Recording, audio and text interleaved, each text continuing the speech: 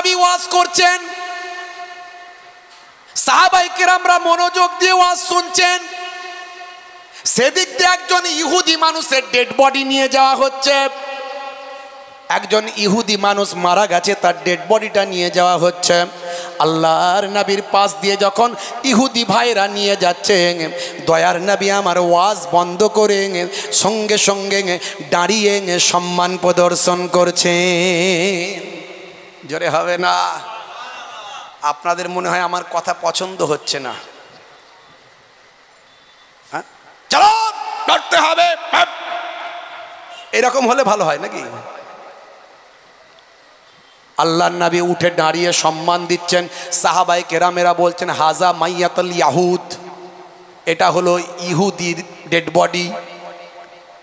সাহাবীরা ভাবছে হয়তো আল্লাহর নবী ইহুদির ডেড বডি বলে জানে না, মনে করেছেন কোনো ইমানদার মুসলমানের ডেড বডি আছে, তাই নবী সম্মান প্রদর্শন করছে। আল্লাহর নবী বলছেন, আমি জানি ওটা ইয়াহুদির। ইহুদি হোক, নাসারা হোক, হিন্দু হোক, মুসলমান হোক, খ্রিস্টান হোক, জৈন হোক, ও হলো মানুষ। একটা ডেড বডি মারা গেছে, সে সারা জীবন তার কৃতকর্ম যা করেছে তা আল্লাহর কাছে পুরস্কার পাবে, না হলে সাজা পাবে। ওই ডেড বডি যখন চলে যাচ্ছে তাকে সম্মান করা আমার কর্তব্য। জোরে বলুন সুবহানাল্লাহ। এই আদর্শ হে তরুণ যুবকেরা আমার চোখে দেখা একমাত্র আল্লাহর প্রকৃত ওলি বান্দা যারা তাদের মধ্যেই আছে। এই জন্যে ওলি আল্লাহর দরবারে যেতে হয়, হাক্কানি পীর ধরতে হয়, তবে আপনার অহংকার, তবে আপনার ক্রোধ, তবে আপনার লোভ, এগুলোকে আপনি আপনার ট্রিটমেন্ট হবে, সেই ট্রিটমেন্টটা হবে। আল্লাহর নবী আল্লাহ রাসূলের বাড়িটাকে ঘিরে ফেলেছে। ভাবুন, একবার চিন্তা করুন, পরিস্থিতিটা লক্ষ্য করুন। মক্কার আবু জাহিল, আবু লাহাব অনেক চেষ্টা করেছে, আল্লাহর নবীকে বাগে আনতে পারেননি। আল্লাহর নবীর আজকে দাদা জান বেঁচে নাই, দাদা জান আব্দুল মুত্তালিব আজকে বেঁচে নাই। আল্লাহর নবীর আজকে চাচা জান আবু তালেব বেঁচে নাই। আল্লাহর নবীর স্ত্রী আম্মা জান খাদিজা আজকে হায়াতে নাই। হে তরুণ যুবকেরা, কুফারেরা চিন্তা করলো আমাদের লাত, মানাত, উজ্জা এদের ধ্বংস হওয়ার আগে নবী মুহাম্মদকে আমরা শেষ করে ফেলব। হে তরুণ যুবকেরা, আল্লাহর নবীকে এবার হত্যা করার জন্য তারা মিটিং মিছিল করেছিল। বিভিন্ন গোত্র থেকে শক্তিশালী সভায় আমার ওই সর্দার নেতা বড় বড় বীরদেরকে তারা একত্রিত করেছিল। বিভিন্ন গোত্র মিলে যদি একসঙ্গে মারি তাহলে কেউ আর আমাদের ব্যক্তিগত দোষারোপ করবে না। হে তরুণ যুবকেরা, আল্লাহর নবীর হুজরা মোবারকটা তারা ঘিরে ফেলেছে। দয়ার নবী আমার আল্লাহ জানিয়ে দিয়েছেন, আয় আমার নবী, আপনি ওদের মাঝখান থেকে ভিড় ঠেলে বেরিয়ে যান। আপনি দোয়া পড়ে ওদের মাঝখান থেকে ভিড় ঠেলে বেরিয়ে যান। এক মুষ্টি মাটি নেন, বালি নেন, দুশ্মনদের চোখের দিকে ফিকে দেন। দুশ্মনদের চোখের দিকে ফিকে দিয়ে আপনি ওদের ভিড় ঠেলে বেরিয়ে যান, আপনার কোনো চিন্তা নাই। সারা বাড়িটার চারপাশে লোক, আর এক মুষ্টি বালি নিয়ে আল্লাহ বলেন ফিকে দেন, দিয়ে বেরিয়ে যান। বন্ধুরা আমার, তরুণ যুবকেরা আমার, আল্লাহর নবী চলে যাবেন, এমন সময় দেখছেন আমার কাছে তো অনেক সম্পদ গচ্ছিত আছে। মক্কার মানুষেরা কাউকে বিশ্বাস করে না, আমাকেই করে। তারা আমাকেই বিশ্বাস করে।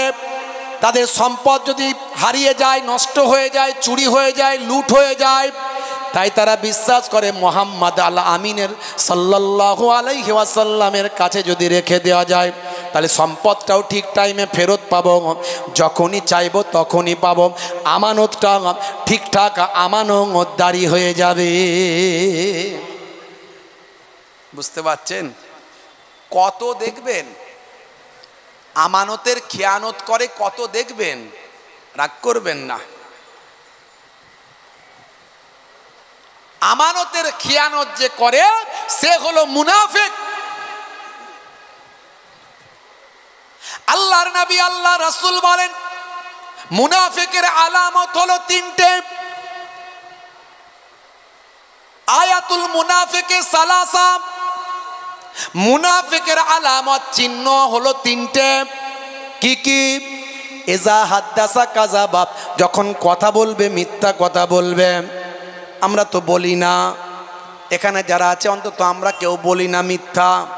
হ্যাঁ, বলে হুজুর মিথ্যা না বললে কি আর ব্যবসা চলে?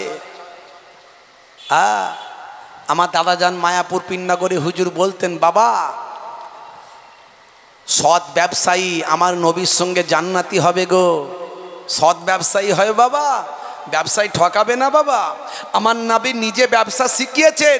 মাঝে মাঝে মদিনার বাজারে গিয়ে ব্যবসায়ী সাহাবীদের ব্যবসাটা চেক করতেন দয়ার নবী নিজে হাতে। জোরে বলুন। নিজে হাতে দয়ার নবী ব্যবসা চেক করতেন, কেমন ব্যবসা করছো দেখি।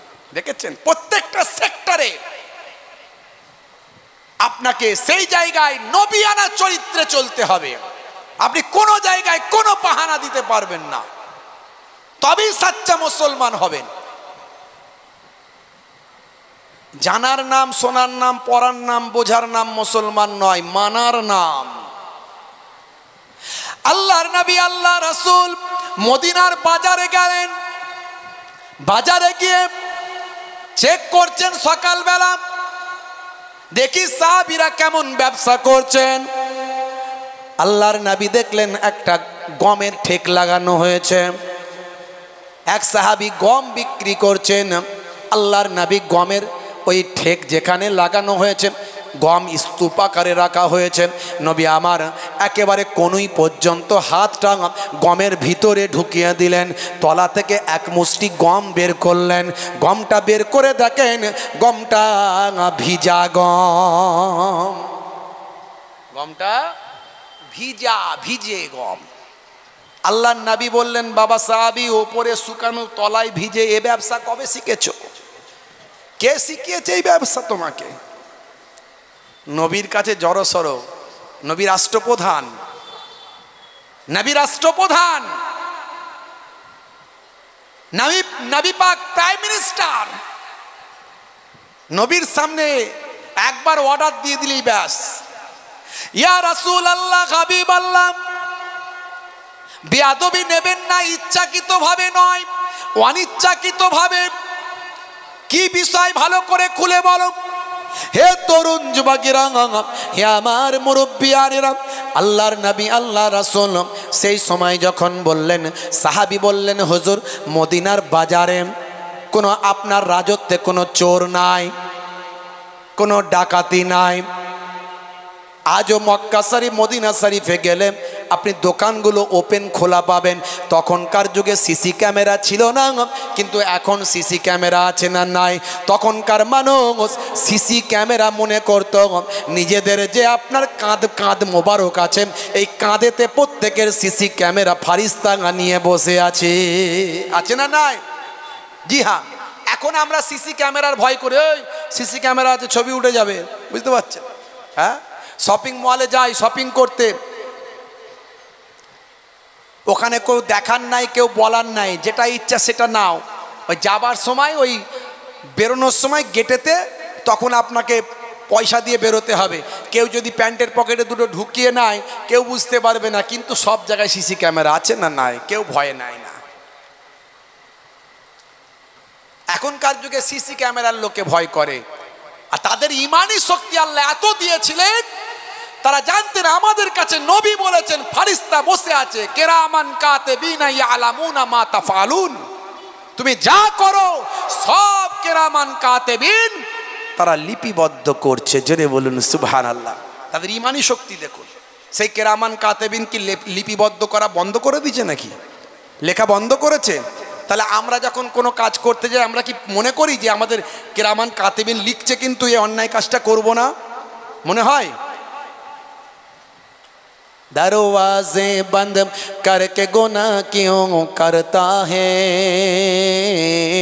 दरवाजे बंद करके गुनाह क्यों करता है, तन्हाई में देखने वाला अल्लाह है। কে দেখছেন? জোরে বলেন। নাহানু আকরাবু ইলাইহি মিন হাবলিল ওয়ারিদ, বান্দা তোমাদের গর্দানের সাহার আগের থেকেও আমি আল্লাহ আরো তোমাদের নিকটে। জোরে বলুন সুবহানাল্লাহ। হে তরুণ যুবকেরা, হে আমার বন্ধুরা, হে আমার মুরব্বিয়ানেরা, এমন সময় ব্যবসায়ী সাহাবী বলেছিলেন, ইয়া রাসূলুল্লাহ, হাবিবাল্লাহ, আপনার রাজত্বে মদিনায় কোনো চোর নাই, কোনো ডাকাত নাই, কোনো ব্যবসা লুট হয়ে যাবার ভয় নাই। গতকাল মাগরিব পর্যন্ত যা বিক্রি করেছিলাম সেটা রেখে দিয়ে চলে গিয়েছিলাম। রাতের বেলা শিশির বিন্দু পরে একটু ভিজে গিয়েছে হুজুর, আর শুকানো গমটা নিয়েছে তার উপর ঢেলে দিয়েছি, বুঝতে পারিনি হুজুর। হুজুর বেয়াদবি নেবেন না, অনিচ্ছাকৃতভাবে হয়েছে। আগামী দিন থেকে এই রকম ব্যবসা আর করব না। আল্লাহ নাই সাহাবী দেখবে বাবা, ওজনে ঠকাবে না। এই যে ভিজে গমের ওয়েট বেশি না কম? ওয়েট বেশি হয়ে যাবে বাবা, করবে না। নবী ব্যবসা শিখিয়েছেন। বলে হুজুর মিথ্যা না বললে ব্যবসা হয়? হ্যাঁ, মিথ্যা না বললে ব্যবসা হয়? আমি বলি মিথ্যা বলবেন না, ঘুরিয়ে বলবেন। মাঝে মাঝে আমাদেরকে জিজ্ঞাসা করে, হুজুর কত দূরে আছেন? রাস্তায় বলে, হুজুর কত দূরে আছেন? কমিটির লোক 5 রকম লোক আছে ভাই। যে জীবনে কোনোদিন নামাজ পড়ে না সেও কমিটির লোক। হুজুর একটু দেরি করলে সেও চিৎকার শুরু করে দেয়। বুঝতে পারছেন? হ্যাঁ, কি রে বাবু? হ্যাঁ, তো বাবা ওই রকম বলার দরকার নেই। এমন কথা বলো, আবু হানিফা হুজুরের মাসলায় চলো, কোনো সমস্যা নাই। কত দূরে আছেন? রাস্তায় আছি, ব্যাস। বেশি কথা বলবে না, পাকামু বেশি করলে দাওয়াত ক্যান্সেল করে দাও, কোনো অসুবিধা। আমার সিম্পল কথা, দাওয়াতের ভুকা নিয়ে চলি না। আল্লাহ যতটুকু দেবেন তাকদিরে যা লিখেছেন ওটাই হবে। তাকদিরকে বিশ্বাস করো, চলো এগিয়ে চলো। তোমার তাকদিরে যতটুকু লেখা আছে ততটুকুই তুমি পাবে, তাতে বেশিও পাবে না, কমও পাবে না। তাহলে ভাবনা কিসের? আমার লস হলে আমি একটু আফসোস করি না। আমার দিনের দিন কত জলসা ক্যান্সেল হয়। হুজুর পানি হয়েছে, হুজুর মারপিট হয়েছে, বুঝতে পারছি, আরো কত কি হয়েছে। ঠিক আছে বাবা, কোনো রাগও নাই, তাপও নাই, ঝগড়াও নাই, কিচ্ছু বলি না। যতগুলো অনেকেই খবর নেবেন, কেন বলি না? কারণ আমার মনে হয়েছে তাকদির আমার এটাই লেখা ছিল, এই জন্যই হয়েছে। ওর কি ক্ষমতা আছে জলসা ক্যান্সেল করার? এটা আমার তাকদিরে আছে বলে হয়েছে, যাবো না তো কি হবে? আল্লাহ চালিয়ে দিলেই হলো, ব্যাস। আবার কি আছে? হে তরুণ যুবকেরা, হে আমার বন্ধুরা, আল্লাহর নবীর আখলাক গুলো বলছি। আমার নবী কি শিখিয়েছেন সেটা বলছি, কিভাবে মানবেন সেটা বলছি। জীবন জিন্দেগির আলোচনা অনেক শুনেছেন।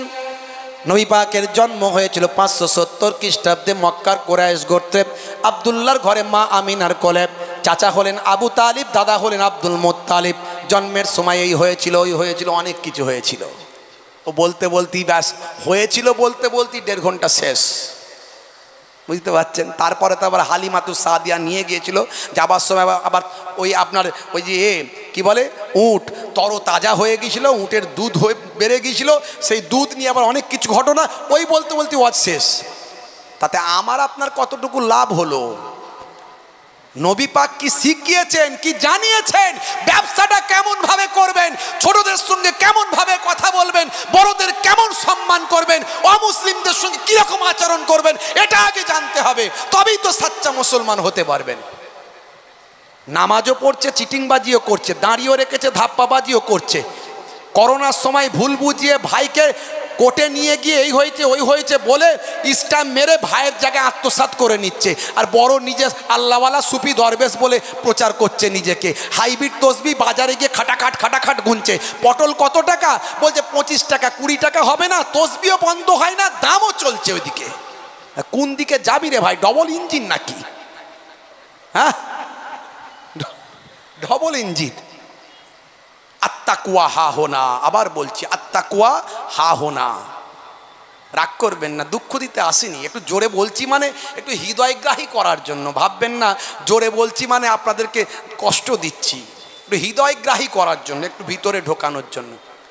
ক্ষুদ্র মানুষ, যেটুকু আল্লাহ আমাকে করান তার ভিতর থেকে বলছি, যেটুকু আমাকে আল্লাহ শিখিয়েছেন তার ভিতর থেকে। আমি সব জানতা মহাপণ্ডিত নয়, বড় তুচ্ছ মানুষ, ছোট্ট মানুষ, ক্ষুদ্র মানুষ।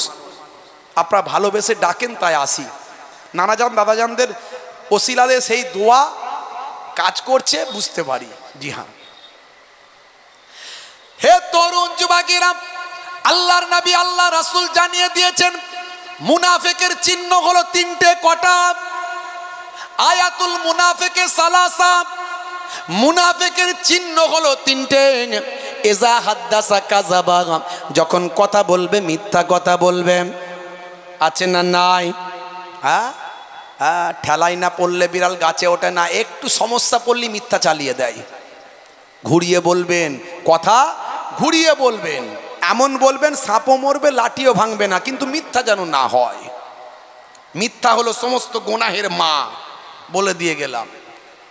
ওয়াইজা ওয়াদা আখলাফা, যখন ওয়াদা করবে তার খেলাফ করবে, ওয়াদার প্রতি দায়িত্বশীল নয়। হে তরুণ যুবকেরা, হে আমার মুরব্বিয়ানেরা, ওয়াইজা উতু মিনা খানা, আর আমানতের খিয়ানত করবে।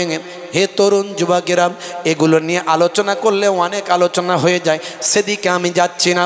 আমার নবী কেমন আমানতদারি শিখিয়েছেন বাবা। হে যুবকেরা, আমার আল্লাহর অর্ডার এসেছে, যাও তুমি চলে যাও ইয়াসরাবে, যাও ইয়াসরাবের দিকে চলে যাও। হে আমার হাবিব, আপনার বাড়িটা কুফারেরা ঘিরে ফেলেছে, চিন্তা করবেন না, ভাববেন না। এক মুষ্টি মাটি নিয়ে দুশমনদের চোখের দিকে ফিকে দেন, আর আমি আল্লাহ ঘোষণা করছি, যান, আপনি বেরিয়ে যান। নবী আমার চিন্তা করছেন চলে তো যাব, কিন্তু মক্কার মানুষদের অনেকের আমানত আমার কাছে রাখা আছে। দেখেছেন, আগে যান না আগে লোকের আমানত? কি শিক্ষা দিচ্ছেন নবী? আগে নিজের জান বাঁচাবো, দুশমনরা ঘিরে আছে। যদি বলেন দুশমনরা কেন ঘিরে আছে, না মক্কার একটা সিস্টেম, আরবের সিস্টেম হলো ওরা নিজেদেরকে কাপুরুষ মনে করতো না, নিজেদেরকে বীর মনে করত। ওরা মনে করত নিজেদেরকে বীর, ওরা সামনাসামনি লড়াই করাকে বীরত্ব মনে করত, পেছন থেকে মারাকে ওরা বীরত্ব মনে করতো না, এটা ওদের অভ্যাস। কুরাইশদের এটা চরিত্র, আরাবিয়ানদের চরিত্র। তাই আল্লাহর নবীর ঘরটা রাত থেকে ঘিরে রেখেছে, যাতে ফজরের পরে, সকালবেলা ফজরের নামাজের পরে আল্লাহর নবী বাইরে বেরোবেন, সামনাসামনি আল্লাহর নবীকে হত্যা করব, মেরে ফেলবো। বুঝতে পারছেন ভাইরা আমার? এই জন্য অপেক্ষা করছে। এমন সময় আল্লাহর নবী হযরতে আলী মুর্তজা কারামাল্লাহু ওয়াজহুকে সব বুঝিয়ে দিলেন পায়ে পায়ে, এটা অমুকের, ওটা অমুকের, ওটা অমুকের, ওটা অমুকের। এই নাও বাবা আলী, তুমি আমার বিছানায় থাকো, দুশমনরা তোমাকে পাবে, আমাকে পাবে না, তোমাকে আর মারবে না, আর আমি চলে যাই। তারপরে তুমি তোমার গচ্ছিতগুলো সব বুঝিয়ে দিয়ে তুমি চলে এসো। দেখেছেন, আলী মুর্তজা হুজুরকে নিজের আগে সব গচ্ছিতগুলো বুঝিয়ে দিলেন। আল্লাহর নবী আমানতের খিয়ানত কোনোদিন করেননি, নবী শিখিয়েছেন। সেই নবী আমার ঘর থেকে যখন বেরোচ্ছেন, এক মুষ্টি মাটি নিয়ে দুশমনদের চোখের দিকে ফিকে দিলেন। দেওয়ার সঙ্গে সঙ্গে দুশমনের দলেরা সব অন্ধ হয়ে গেল, কিছু সময়ের জন্য কানা হয়ে গেল। আল্লাহর নবী তাদের মাঝখান থেকে ভিড় ঠেলে বেরিয়ে গেলেন। হে তরুণ যুবকেরা, হে আমার মুরব্বিয়ানেরা, আমার আল্লাহ জানিয়ে দিলেন, অমারামাইতা ইজ রামাইতা ওয়ালাকিন্নাল্লাহ রামা। হে আমার হাবিব, আপনি ফেকেননি। আমার রামাইতা ইজ রামাইতা, যখন আপনি ফিকেছিলেন। কত সুন্দর কথা, আপনি ফেকেননি, যখন আপনি ফিকেছিলেন। কথাটা কত সুন্দর, দেখুন আল্লাহ শুরু করছেন, অমা রামাইতা ইজ রামাইতা। মা মানে না, নেগেটিভ, লা মিন্স লা, না। আপনি ফেকেননি, রামা মানে ফেকা। আপনি ফেকেননি, ইজ রামাইতা, যখন আপনি ফিকেছিলেন। ওয়ালাকিন্নাল্লাহা রামা, বরং আমার আল্লাহ তিনি তো ফিকে ছিলেন, আমি আল্লাহ আপনার পক্ষ থেকে ফিকে ছিলাম। আল্লাহর নবী এক মুষ্টি মাটি ফিকে ছিলেন, বালি ফিকে ছিলেন। সারা ঘরের আশপাশে যত মানুষ দুশ্মনে রাসূল ছিল সবাই অন্ধ হয়ে গেল। হে তরুণ যুবকেরা, কাবা শরীফের সামনে নবী গেলেন। যারা মুসলমানদের দেশপ্রেম নিয়ে প্রশ্ন তোলে, আমি বলি তাদের কিছু একটা গন্ডগোল আছে, তাই মুসলমানদের দেশপ্রেম নিয়ে প্রশ্ন তুলছে। তার কারণ হচ্ছে তারা সব জানে, জেনে শুনে মুসলমানদের দেশপ্রেম নিয়ে প্রশ্ন তোলে। কারণ যখন ইংরেজদের সঙ্গে ভারতবর্ষের বীর সৈন্যদের লড়াই হয়েছিল, তখন মুসলমানরা কম বেশি প্রায় 5 লক্ষ মানুষ ইংরেজদের বিরুদ্ধে দেশের জন্য লড়াই করে নিজেদের জীবনটা উৎসর্গ করেছিল। হে তরুণ যুবকেরা, যখন ক্ষুদিরাম বসুকে বাঁচানোর জন্য কোর্টে মামলা হয়েছিল, ইংরেজ কোর্টে যখন মামলা হয়েছিল ক্ষুদিরাম বসুর যাতে ফাঁসি হয় তার জন্য, আজকে যারা মুসলমানদের সার্টিফিকেট চায় তারা চাইছিল ক্ষুদিরাম বসুর কি করে ফাঁসি দেওয়া যায়। ইংরেজদের পক্ষে হয়ে তারা মামলা করেছিল, লড়াই করছিল, অ্যাডভোকেট বা আমার আইনজীবী লড়ছিল। আর ক্ষুদিরাম বসুকে বাঁচানোর জন্য মুসলিম অ্যাডভোকেট ক্ষুদিরাম বসুকে রক্ষা করার জন্য লড়াই করছিল। এটাই হলো মুসলমানদের দেশপ্রেম। হে তরুণ যুবকেরা, জীবনদাস মুখোপাধ্যায়ের লেখা উচ্চ মাধ্যমিকের ইতিহাস পড়লে আপনি সিপাহী বিদ্রোহের কথা যখন পড়বেন, পড়তে পড়তে পাবেন, হে তরুণ যুবকেরা, 1857 সালের সময় যখন সিপাহী বিদ্রোহ হয়েছিল, সেই সময় 27,000 মুসলমান ইংরেজদের বিরুদ্ধে লড়াই করে নিজেদের জীবনটা উৎসর্গ করেছিল। শুধু তাই নয়, হে তরুণ যুবকেরা, হে আমার বন্ধুরা, আজও ইন্ডিয়া গেট দাঁড়িয়ে আছে। ওই ইন্ডিয়া গেটে গিয়ে আপনি দেখবেন কম বেশি 93,000 ভারতীয় দেশপ্রেমিক শহীদদের নাম লেখা আছে। তার মধ্যে মুসলমানদের নাম আছে কম বেশি প্রায় 63,000 মুসলমান শহীদদের নাম, দেশপ্রেমিকদের নাম লেখা আছে। যারা মুসলমানদের দেশপ্রেমের সার্টিফিকেট চাই, আমি বলি ভাই তোমার আগে সার্টিফিকেট দাও, কারণ তোমার পূর্বপুরুষরা ইংরেজদের চামচাগিরি করেছে। দেশপ্রেম 1450 বছর আগে আমার আপনার নবী শিখিয়ে দিয়েছেন। কাবা শরীফের সামনে দিয়ে যখন আল্লাহর নবী যাচ্ছিলেন, সেই সময় আল্লাহর নবী কাবা শরীফকে লক্ষ্য করে বলেছিলেন, হে কাবা, আমি তোমার দেশে থাকতে চেয়েছিলাম, কিন্তু তোমার দেশের মানুষেরা আমাকে থাকতে দিল না। হে কাবা, তোমাকে ছেড়ে যেতে আমার মনটা বড় কষ্ট হয়। আমি তোমাকে ছেড়ে চলে যাচ্ছি, তুমি সাক্ষী থেকো। তুমি আমার মাতৃভূমির কাবা, তোমাকে ছেড়ে যেতে আমার কষ্ট হয়।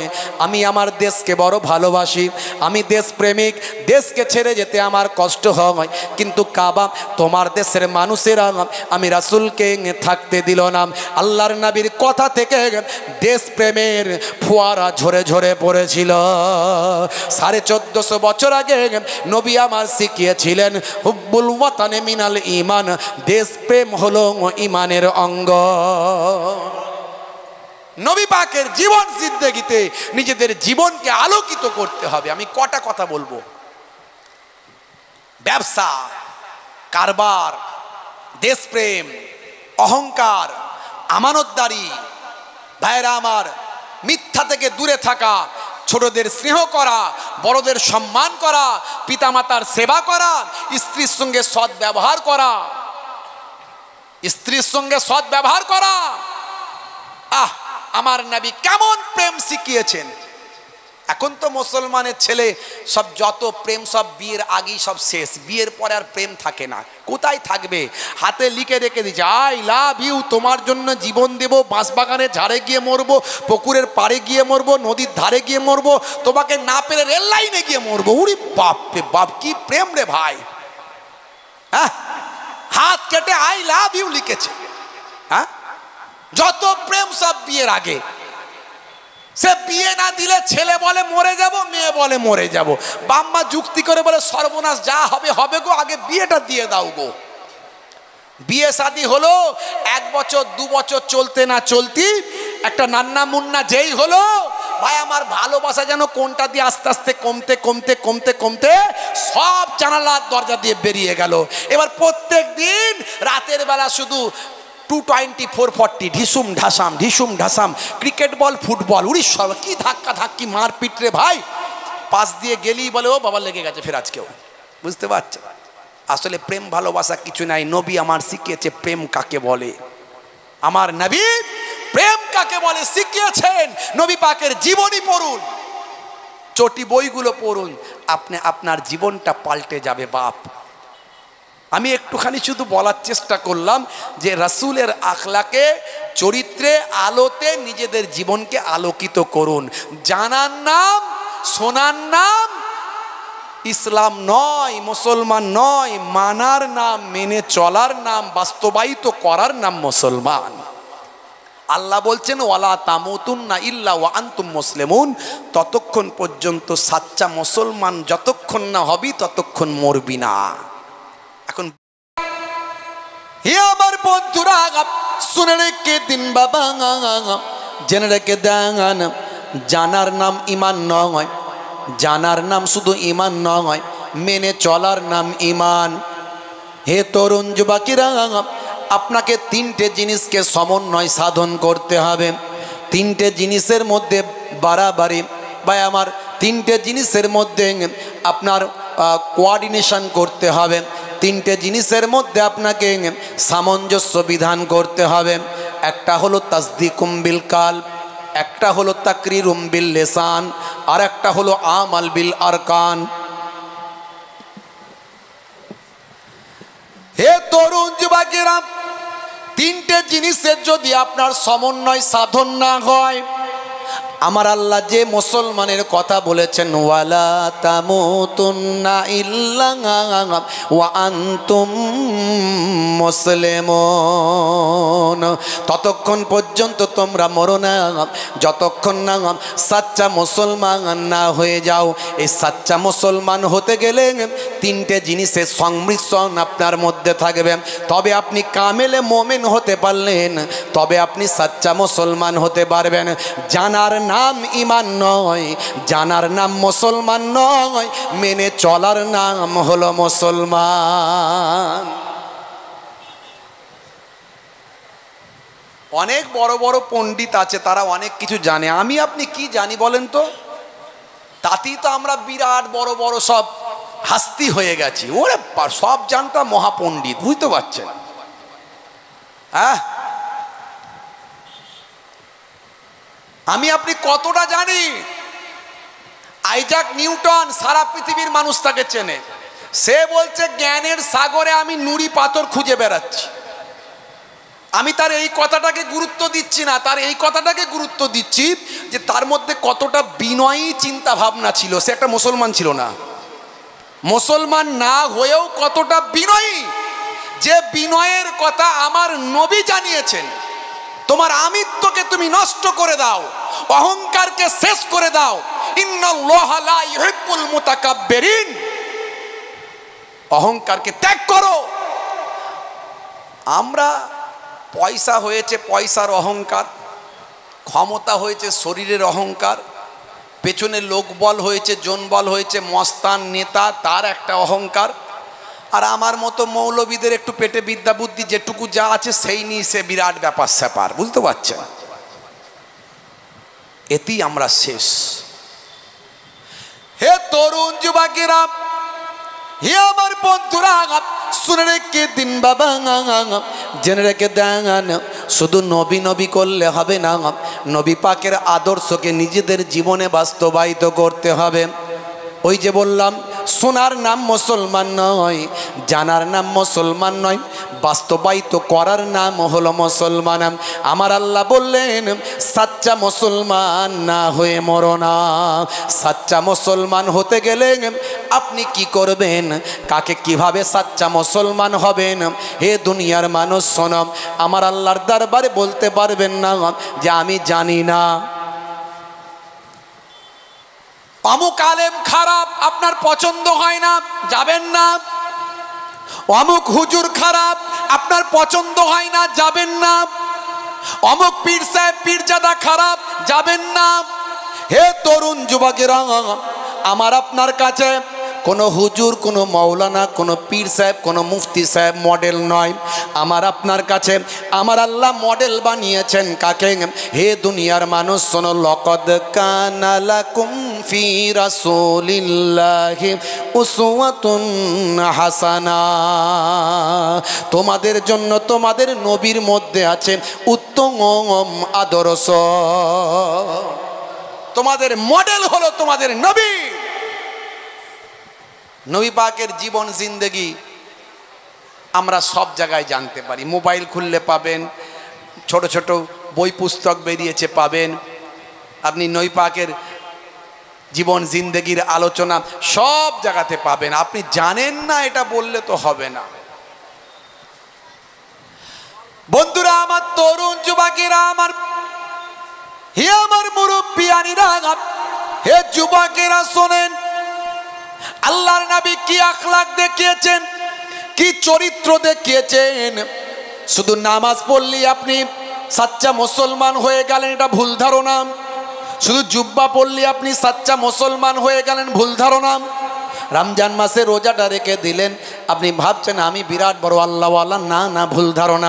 মুখে দাড়ি থাকলেই বড় নেককার হয়ে গেলেন। হে তরুণ যুবকেরা, বছরে আপনি প্রত্যেক বছরে উমরা হজ করতে যান, ভাবছেন বড় আল্লাহওয়ালা নাম। আপনার মধ্যে যদি নবিয়ানার তারিকা না থাকে, পৃথিবীর কোনো আলেম প্রমাণ করতে পারবেন না আপনি সাচ্চা মুসলমান হতে পেরেছেন। সাচ্চা মুসলমান কাকে বলে? আমার আপনার নবীকে আল্লাহ পাঠিয়েছেন মডেল করে। নবিয়ানার তারিকা যার মধ্যে থাকবে সেই হলো সাচ্চা মুসলমান। এই জন্যই তো আলেমে হাক্কানি, ওলিয়ে কামেল, যারা প্রকৃত আল্লাহর মাহবুব বান্দা, যারা প্রকৃত ওয়ারাসাতুল আম্বিয়া, আমরা তো বলি আলেমরা ওয়ারাসাতুল আম্বিয়া, আমি বলি না। শুধু আলেমরা বলবেন না, আলেম মানে জ্ঞানী। জ্ঞানী হলি যে ওয়ারাসাতুল আম্বিয়া তা হবে না। আমার নবীর আদর্শ যার মধ্যে আছে এমন জ্ঞানী হলো ওয়ারাসাতুল আম্বিয়া। আল উলামা ওয়ারাসাতুল আম্বিয়া। সেই আলেমগুলো কারা? বা আমাল আলেম। শুধু এলেমওয়ালা আলেম হলে হবে না, বা আমাল আলেম। এলেমও থাকতে হবে, আমলও থাকতে হবে। নবিয়ানা জীবন জিন্দেগিতে তাদের জীবনকে উৎসর্গ করতে হবে। তাদের চেহারা দেখলে আল্লাহ এবং রাসূলের কথা মনে পড়ে যাবে। তাদের ব্যবহারে মানুষ মুগ্ধ হয়ে যাবে। তারা নিজেদের আমিত্বকে নষ্ট করে ফেলবে। তাদের সামনে যতক্ষণ বসবেন তারা ম্যাক্সিমাম আল্লাহ এবং রাসূলের কথাই বলবেন। তারা, আপনি যখন তাদের কাছে যাবেন, আপনার হৃদয় থেকে হিংসা, লোভ, ক্রোধ, অহংকার, এই যে মনের ট্রিটমেন্ট, ডাক্তার চিকিৎসা করে, বাহ্যিক চিকিৎসা করে, স্বাস্থ্যের চিকিৎসা, শরীরের চিকিৎসা। আর যারা প্রকৃত আলেমে হাক্কানি, ওলিয়ে কামেল, যাকে আমরা বলি ফার্সিতে বলি পীর, যাকে আমরা বলি শেখ, যাকে আমরা বলি ওলি, তাদের কাছে গেলে তারা আপনার হৃদয়ের ট্রিটমেন্ট, অন্তরের ট্রিটমেন্ট করে দেবেন। আপনার হিংসা বের করে দেবেন, লোভ বের করে দেবেন, ক্রোধ বের করে দেবেন, অহংকার বের করে দেবেন। হ্যাঁ, হে তরুণ যুবকেরা, হে আমার বন্ধুরা, শুনে রেখে দিন, জেনে রেখে দিন বাবা মুসলমান, আমার আপনার নবী কিরকম ভাবে আপনাকে আমাকে ট্রেনিং দিয়েছেন, আখলাক দেখিয়েছেন, চরিত্র দেখিয়েছেন। হে মুসলমান ভাইরা আমার, শুনে রেখে দেন, আল্লাহর নবীকে মক্কার মানুষেরা বড় অত্যাচার করেছিল। মক্কার পাসানদিরা নবীকে বড় কষ্ট দিয়েছিল। কিসের জন্য? এ ওয়াজ তো আপনাদের জানা আছে, পুরানো কথা আমি আর রিভাইজ দিতে চাই না, রিভিশন দিতে চাই না। কারণ আল্লাহর নবী একত্ববাদের কথা বলেছিলেন, ওয়াহাদানিয়াতের কথা বলেছিলেন, লা ইলাহা ইল্লাল্লাহু মুহাম্মাদুর রাসূলুল্লাহ। কি বলতে হয়? সাল্লাল্লাহু আলাইহি ওয়াসাল্লাম, নাহলে গুনাহগার হতে হবে। নবী পাকের নাম শুনলেই বলবেন সাল্লাল্লাহু আলাইহি ওয়াসাল্লাম। তা আমার নবীর সঙ্গে শত্রুতা কিসের ছিল? আবু জাহিল আবু লাহাবের কিসের শত্রুতা? তারা তো আমার নবীকে অনেক ভালোবাসত, আমার নবীকে অনেক প্যার করত, মোহাব্বত করত।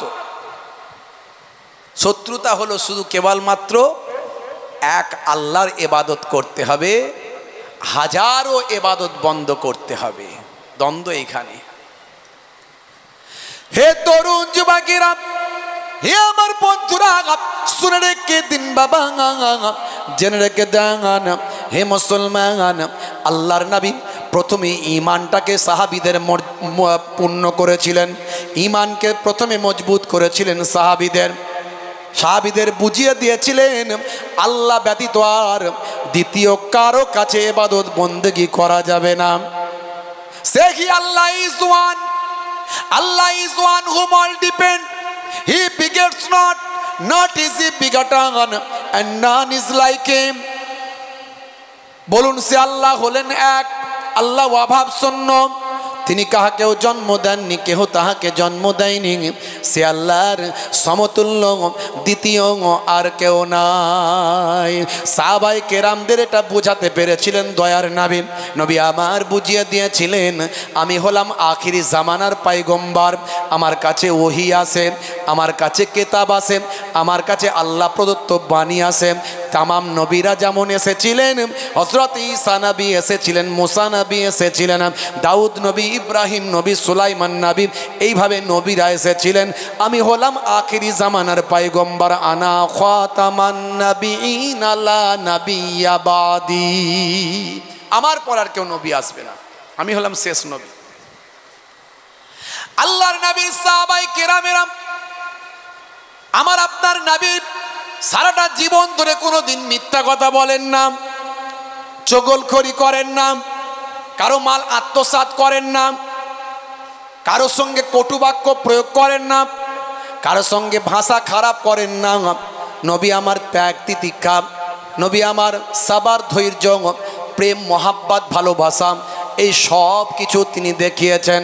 নবী যে নবী হবেন, নবীর উপর রেসালাত আসবে, দয়ার নবীর উপর নবুয়াত আসবে, দয়ার নবীর উপর ভাই আমার রেসালাত আসবে। এর নমুনা আমার আল্লাহ জন্ম থেকে শুরু করে তার আগে থেকেই পৃথিবীর মানুষকে আমার আল্লাহ বুঝিয়ে দিয়েছিলেন। এই যে আমার নবী কখনো মিথ্যা কথা বলতে পারেন না, এটা মক্কার মানুষদের হৃদয়ে কিন্তু গেঁথে গিয়েছিল। তাই হযরতে আবু বকর সিদ্দিক রাদিয়াল্লাহু তাআলা আনহু, হযরতে আলী মুর্তজা কারামাল্লাহু ওয়াজহু, এনারা এক বাক্যে আমার নবীর কথা মেনে নিয়েছেন। যদিও আবু জাহিল আবু লাহাব এরা ভাই আমার লাত হোবালাত ওজ্জা মানাত এদের এত অন্ধভক্ত ছিল যে এদেরকে ছাড়তে পারেনি, এদের ছাড়তে পারেনি না। আমরা আমাদের পূর্বপুরুষের ছাড়তে পারবো না। হযরতে আবু তালিব দয়ার নবীর চাচা যান, ইন্তেকালের আগে পর্যন্ত তিনি কালেমা শরীফ পড়তে পারলেন না, কিন্তু দয়ার নবীকে অনেক ভালোবাসতেন। কারণ নবী কোনোদিন মিথ্যা কথা বলতে পারেন না, নবী কোনোদিন মিথ্যা কথা বলতে পারেন না। এতিম নবী আমার সারাটা জীবন এমন আখলাক দেখিয়েছেন, নবুয়তের আগে নবুয়তের পরে, যার তুলনা সারা আরবের ভিতর ছিল না। জোরে বলুন সুবহানাল্লাহ। হে তরুণ যুবকেরা, হে আমার বন্ধুরা, শুনে রেখে দিন বাবা, নবী আমার কেমন আমানতদারি শেখালেন। হে তরুণ যুবকেরা, দয়ার নবী আমার মক্কার মানুষেরা আল্লাহর নবীর ঘরটা ঘিরে ফেলল। হযরতে আলী মুর্তজা কারামাল্লাহ ওয়াজহুকে দয়ার নবী বললেন, বাবা আলী, তুমি আমার বিছানায় শুয়ে যাবে। আমার আল্লাহর নির্দেশ হয়েছে আমি চলে যাব মদিনা শরীফ, ইয়াসরাবে চলে যাব, তুমি আমার বাড়িতে থেকে যাবে। বাবা, মক্কার পাসান্দিরা, মক্কার কুফারে কুরাইশরা আমার বাড়িটা ঘিরে ফেলেছে। আমি যদি চলে যাই তাহলে আমার কাছে তারা বিশ্বাস করে আল আমিন বলে তারা তাদের অর্জিত সম্পদ গচ্ছিত করে আমার কাছে তারা রেখেছে, বড় আশা করে। কারণ মক্কার বুকে তখনও মাইট ইজ রাইট ছিল, যোজ্জার মূল্যক তার। হে তরুণ যুবকেরা, মানুষ তাদের সম্পদ নিয়ে ভয় পেত, সোনা দানা নিয়ে ভয় পেত, অর্থ টাকা পয়সা নিয়ে ভয় পেত, কিন্তু তারা বিশ্বাস করত যদি মুহাম্মাদুর রাসূলুল্লাহ সাল্লাল্লাহু আলাইহি ওয়াসাল্লামের কাছে, দয়ার নবীর কাছে যদি রেখে দিই, তাকে মক্কার মানুষেরা আল আমিন বলে, তার কাছ থেকে চুরিও হবে না, আর তিনিও আমাদের সম্পদ আত্মসাৎ করবেন না। সেই দয়ার নবীর সঙ্গে কোনো শত্রুতা ছিল না। শত্রুতা হলো একমাত্র আল্লাহকে এক বলে মানতে হবে, এই নিয়ে কোনো রাজনৈতিক শত্রুতা নয়, কোনো সামাজিক শত্রুতা নাই, কোনো বৈবাহিক শত্রুতা নাই, কোনো পারিবারিক শত্রুতা নয়। শত্রুতা একমাত্র কালেমা নিয়ে। হে তরুণ যুবকেরা, তখনও পর্যন্ত দয়ার নবীকে তারা বড় শ্রদ্ধা করত, ভালোবাসত। হে তরুণ যুবকেরা, আমার আল্লাহ নির্দেশ দিলেন, আমি আল্লাহকে নিয়ে ওদের সঙ্গে তোমার শত্রুতা, তারা তোমাকে হত্যা করতে চায়। হে আমার হাবিব, আপনাকে তারা হত্যা করতে চায়, আপনি চলে যান মক্কা ছেড়ে মদিনায়, আপনি চলে যান ইয়াসরাবে, আপনি চলে যান। ইয়াসরাবের মাটি আমার নবীকে পেয়ে ধন্য হয়ে যাবে।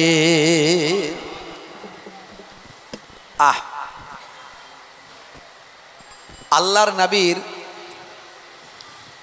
জন্মের 50 বছর আগে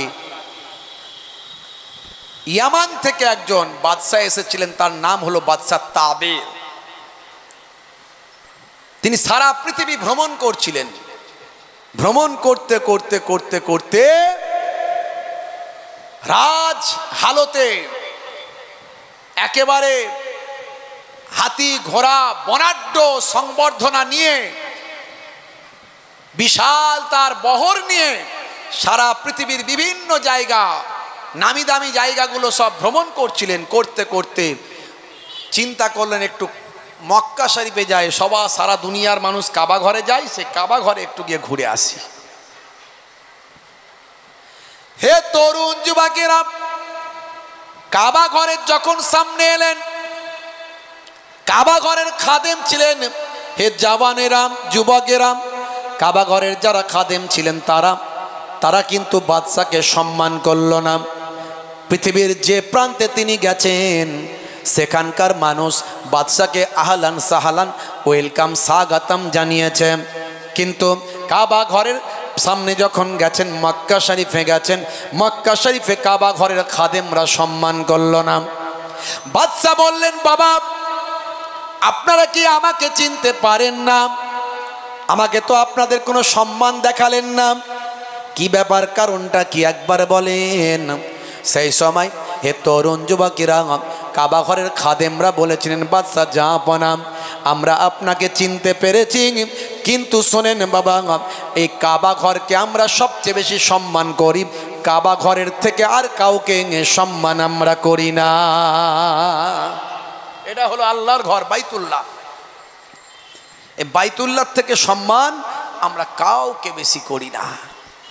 বাদশা বলল, এই যদি হয়, কাবা ঘরের জন্য যদি আমি সম্মান না পাই, তাহলে শোনো, আমিও বাদশা তাবে, আমি কাবা ঘর ভেঙে দেব আর কাবা ঘরের খাদেমদেরকে আমি হত্যা করে দেব।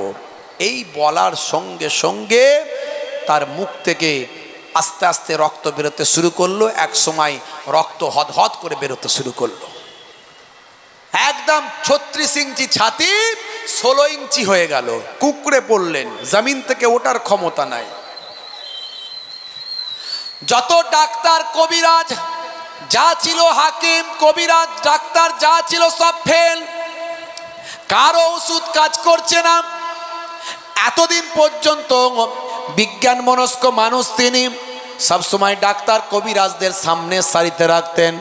কিছু আলেম ওলামাদের তিনি নিয়েছিলেন, যেহেতু আলেম ওলামারা আসমানি কেতাবগুলোতে পণ্ডিত, ইঞ্জিলে তারা পণ্ডিত, তাওরাতে তারা পণ্ডিত, জাবুরে তারা পণ্ডিত, সাহিফাগুলোতে তারা পণ্ডিত। হে তরুণ যুবকেরা, হে আমার বন্ধুরা, শুনে রেখে দিন বাবা, জেনে রেখে দেন, আলেম ওলামাদের পেছন সারিতে রেখেছিলেন। কিন্তু যখন দেখছেন ডাক্তারি হাকিমি কবিরাজিতে কোনো কাজ হলো না, নিরুপায় হলে তো তখন মানুষ আল্লাহকে ডাকে। কথা ঠিক না ভুল? ঠেলার নাম বাবাজি, ঠেলায় না পড়লে বিড়াল গাছে ওঠে না। হ্যাঁ, বিরাট ক্ষমতাশালী, বিরাট পাওয়ারফুল। হ্যাঁ, ফেরাউন, ফেরাউন আনা রব্বুকুমুল আলা, আমি তোমাদের বড় খোদা। ফারিস্তাকে আল্লাহ পাঠালো, যাও মানুষের সুরাতে গিয়ে তার একটু বয়ানটা নোট করে নাও, সিআইডি গোয়েন্দাগিরি করে নাও, দেখো তোর আসল কথাটা নিয়ে নাও। তো ফারিস্তা গেল গোয়েন্দাগিরি করার জন্য মানুষের সুরাতে গিয়ে বলল, বাদশা যা আপনা, যে গোলাম মনিবের খায় আর নিজেকে মনিব বলে দাবি করে, এমন নেমোখারাম গোলামের কি শাস্তি হওয়া উচিত? ফেরাউন বলল, ফেরাউন তো এটা লাকাব, উপাধি। মুসা নবীর জামানায় নাম ছিল আলাদা, কিন্তু সবাইয়েরই লাকাব, যেমন মন্ত্রী, রাজা, বাদশাহ। তো তৎকালীন যুগের ফেরাউন, সে বলল, যে গোলাম মনিবের খায় আর নিজেকে মনিব বলে দাবি করে, এমন নেমোখারাম গোলামকে পানিতে ডুবিয়ে মারা উচিত। বলে একটু লিখে দিন। তৎকালীন লেখনী পদ্ধতিতে লিখে দিলেন। গোয়েন্দাগিরি করে ফারিস্তা চলে এলেন, জমা রেখে দিলেন।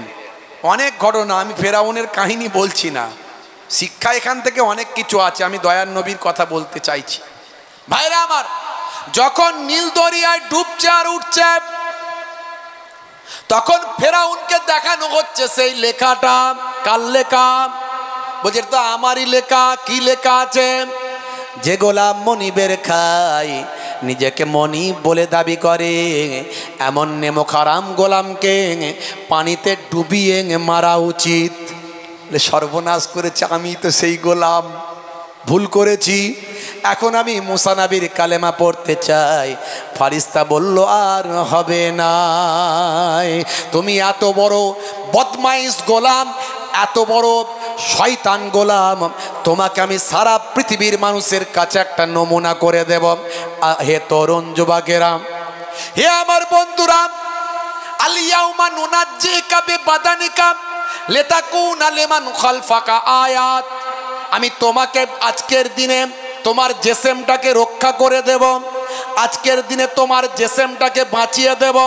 তুমি যে মারা যাবে, তোমার জেসেমটা পানিতে নষ্ট হবে না, তোমার জেসেমটা পোকাতেও খাবে না, সাপ বিচ্ছুতে কাটবে না, আর পশু পাখি কেউ তোমার জেসেমটা ধ্বংস করতে পারবে না। তোমার জেসেমটাকে আমি আল্লাহ কায়ামত পর্যন্ত অক্ষত রাখব, যাতে করে পরবর্তীকালের ওই সমস্ত বদমাইশ লোকগুলো তোমাকে দেখে শিক্ষা পায়। আজও মিশরের কায়রোর জাদুঘরে ফেরাউনের ডেড বডিটা অক্ষত অবস্থায় রাখা আছে। ভাইরা আমার, তরুণ যুবকেরা আমার, আমার আল্লাহ নিদর্শন করে দিয়েছেন, এক একটা নিদর্শন করে দিয়েছেন। বুঝতে পারছেন? আমার আল্লাহর সঙ্গে নাফরমানি করলে আমার আল্লাহ তার চরম শাস্তি দিয়ে থাকেন, কিন্তু সেটা সুসংগঠিত শাস্তি। আমার আল্লাহ সেটা দৃষ্টান্তমূলক শাস্তি দেন। বাংলাদেশে খুব তোলপাড় হচ্ছে, আপনারা জানেন। বাংলাদেশে নুরো পাগলা বলে একটা পাগলা কদিন আগে মারা গেছে। নুরো পাগলা, নুরুল হুদা, দাঁড়িয়ে আছে, মোচটা অনেক মোটা, বুঝতে পারছেন? সে নাকি জীবনে কয়েকবার নাকি ইমাম মাহাদি বলে নিজেকে দাবি করেছে, রাসূল বলেও নিজেকে দাবি করেছে। লোকে বলতো নুরো পাগলা। হে তরুণ যুবকেরা, গত 23শে আগস্ট মারা গেছেন ওই বাবু, ওই লোকটি ভাইরা আমার, তরুণ যুবকেরা, তাদেরও অনেক ভক্ত আছে, অনেক ওই রকম ভণ্ড পীরেদের ভক্ত আছে না নাই? কারণ তাদের নামাজ পড়তে হয় না, জেকের করলি জান্নাতে চলে যায়, ডাইরেক্ট জান্নাতে একেবারে। তাদের পীর নাকি চাগিয়ে তাকে জান্নাতে ঢুকিয়ে দেবে, আছে না নাই এমন পীর? কি জি, হ্যাঁ? এই জন্য তো কিছু মানুষ পীর নাম শুনলি বাঁকা চোখে তাকায়, কারণ পীরেদের মধ্যে একটা অংশ ভণ্ডামির লাইন ধরেছে। আসলে ওরা পীর নয়, ওরা পীর নামের কলঙ্ক। হাক্কানি পীর অলি আউলিয়াদের খুঁজে বের করতে হবে। তার বেলায় আমরা বলি হুজুর চিনবো কেমন করে, কে ভালো কে মন্দ? জুব্বা পড়লি তো মনে করি বিরাট বড় মৌলবী, দাঁড়ি রাখলি তো মনে করি বিরাট বড় মনে হয় হুজুর, মিষ্টি মিষ্টি কথা বললি তো মনে হয় বিরাট বড় আল্লাহর ওলি। কদিন মিশলি বুঝতে পারবেন কত বড় আল্লাহর ওলি। 2-4 দিন মিশতে হবে, খোঁজ খবর নিতে হবে। হে তরুণ যুবকেরা, ওলি আউলিয়াদের মধ্যে থেকে, পীর মাশায়েখদের মধ্যে থেকে কারামাত, অলৌকিক ক্ষমতা যে প্রকাশ হতেই হবে এমনটা নয়। আপনি ওলি কাকে চিনবেন শুনে রেখে দেন, বলে দিয়ে যায় আজকে। কাকে আপনি চিনতে পারবেন ওলি? দাড়ি রাখলি ওলি নয়, দাড়ি রাখলি আল্লাহর ওলি বান্দা নয়। দাড়ি অনেকেরই ছিল, আছে। ভাইরা আমার, নামাজ পড়লি আল্লাহর ওলি নয়। মনে রাখবেন, যার মাথা থেকে পা পর্যন্ত নবিয়ানা তারিকা থাকবে, আল্লাহ আল্লাহ রাসূলের নির্দেশনা থাকবে, তার অলৌকিক ক্ষমতা প্রকাশ পাক আর নাই পাক, তিনি হলেন আল্লাহর ওলি বান্দা। চিনে নেবেন, ভণ্ডামির পিছনে ছুটে লাভ নাই। বন্ধুরা আমার, তরুণ যুবকেরা আমার, হে আমার মুরব্বিয়ানিরা, ওই নুরো পাগলা মারা গেছে 23শে আগস্ট। তার মুরিদ ভক্ত অনেক, ওদের তো নামাজ টামাজ পড়তে হয় না, ওই মাজার নিয়ে থাকলেই হবে, মাঝে মাঝে জিকির করে দেবে। হে তরুণ যুবকেরা, হে আমার মুরব্বিয়ানিরা, নবীর সুন্নত তাদের মধ্যে পাওয়া যায় না মুসলমান। তবে মনে রাখবেন ভাইরা আমার, তিনি মারা যাওয়ার পর তার ভক্ত মুরিদরা মাটি থেকে 12 ফুট উঁচুতে তার কবর করেছে। মাটি থেকে 12 ফুট উঁচুতে কবর। মাটির নিচে হয় না উপরে হয়? নিচে হয়। এই নুরো পাগলার কবর মাটি থেকে 12 ফুট উঁচুতে করা হয়েছে, করে আবার ভালো করে এমনভাবে ঘিরেছে যেন পরবর্তীকালে ওখানে তওয়াফ করবে সব, বুঝতে পারছে? এরকম একটা ব্যাপার। বন্ধুরা আমার, তরুণ যুবকেরা আমার, হে আমার মুরব্বিয়ানেরা, এই মানুষগুলো হলো পথভ্রষ্ট, এই মানুষগুলো পথভ্রষ্ট। এই মানুষগুলোকে হেদায়েত করার দায়িত্ব কার ছিল? আলেম ওলামাদের। এই মানুষগুলো যে হেদায়েত হয়নি, দোষটা কার? এই আলেম ওলামাদের দোষ। হ্যাঁ, আমরা সেইভাবে হেদায়েত করতে পারিনি। অন্তত একটা বড় অংশকে যদি চেষ্টা করতাম হেদায়েত হতো। সবাই তো আর আবু জাহিল নয়, কি জি? সবাই তো আর আবু জাহিল নয়। আমরা চেষ্টা কি করেছি? আমরা নুরো পাগলাকে দোষ দিচ্ছি, খণ্ড গালাগালি করছি, তার ভক্তদের গালাগালি করছি, কিন্তু তাকে আমরা হেদায়েত করার চেষ্টা কতটা করেছি এটা নিয়ে প্রশ্ন আছে। হে তরুণ যুবকেরা, এই মাত্র 2 দিন আগে ভাই আমার, প্রায় 14 দিন 15 দিন পরে ওই নুরো পাগলা ভাই আমার, হে তরুণ যুবকেরা আমার, ওই পাগলার ভাই আমার মাজারটা, ওই রওজাটা বাজারটা ভাই আমার মুসলমানরা গিয়ে ভেঙে দিয়েছে। ইন্টারনেটে তোলপাড়, সারা পৃথিবীর মানুষ দেখছে মুসলমানরা মাজার ভাঙছে। এর আগেও তারা বাংলাদেশে অনেক মাজার ভেঙেছে। হে তরুণ যুবকেরা, নুরো পাগলার মাজার ভেঙেছে। শুধু তাই নয়, সবচেয়ে আশ্চর্যের ব্যাপার হলো নুরো পাগলাকে একটা সিন্দুকের ভিতরে দাফন করা হয়েছিল। সেই সিন্দুক থেকে তারা টেনে হিঁচড়ে বের করেছে। ওই সিন্দুক থেকে বের করে ভাই আমার বাইরে নিয়ে গিয়ে সকলের মাঝখানে নুরু পাগলার দেহটা জ্বালিয়ে দিয়েছে। সে একজন মানুষ, আমি মানছি সে মুসলমান নয়, তারা যেটা করেছে এটা অন্যায় কি অন্যায় নয়? জোরে বলেন, এটা তো নবীর আদর্শ কি? এটা আদর্শ নয়।